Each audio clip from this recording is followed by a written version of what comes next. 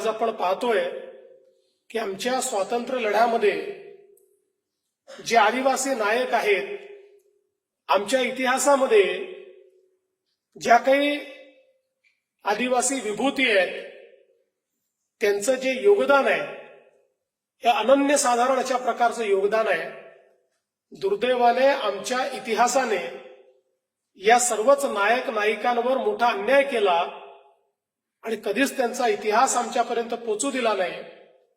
पण मला अतिशय आनंद आहे की भारतीय स्वातंत्र्याच्या अमृत महोत्सवाच्या निमित्ताने देशाचे प्रधानमंत्री माननीय नरेंद्र मोदीजी यांनी देशभरामध्ये आदिवासी नायक नायिका ज्या होत्या यांना शोधून काढून त्यांचा इतिहास पुनर्लेखित करून तो इतिहास पुढच्या पिढीपर्यंत पोचला पाहिजे याची एक मोठी मोहीम हातामध्ये घेतली.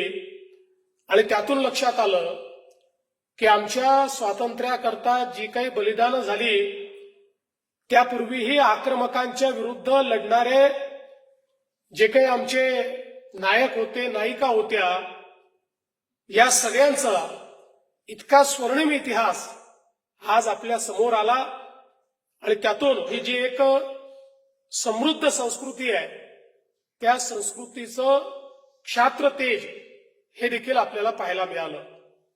आणि म्हणूनच आपल्या सर्वांना याची कल्पना आहे की आपली आदिवासी संस्कृती आणि आदिवासी जीवन पद्धती ही सर्वात प्राचीन अशा प्रकारची जीवन पद्धती आहे. आणि एक काळ अतिशय समृद्ध अशा प्रकारची व्यवस्था या संस्कृतीने बघितलेली आहे. आमच्या आदिवासी राजव्यवस्थेमध्ये ज्या प्रकारे निसर्गाचं संवर्धन करण्यात आलं, ज्या प्रकारे एक अत्यंत समतायुक्त अशा प्रकारचा राजकारभार आपल्याला पाहायला मिळाला आणि ज्यामध्ये एक समृद्ध अशा प्रकारची समाजव्यवस्था देखील आपल्याला पाहायला मिळाली.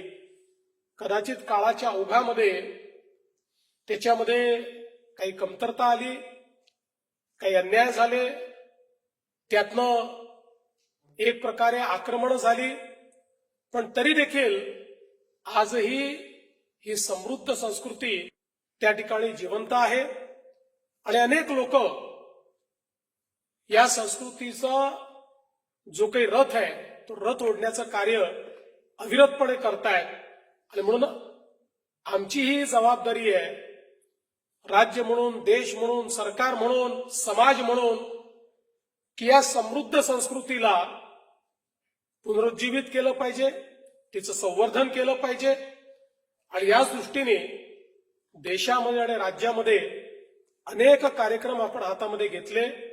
आणि त्यातून मला विश्वास आहे की पुन्हा एकदा आज आपल्याला एका नव्या स्वाभिमानानं, एका नव्या आत्मतेजानं आमच्या आदिवासी संस्कृतीचे पाईक वेगवेगळ्या ठिकाणी, वेगवेगळ्या क्षेत्रामध्ये उत्तम काम करताना दिसतात.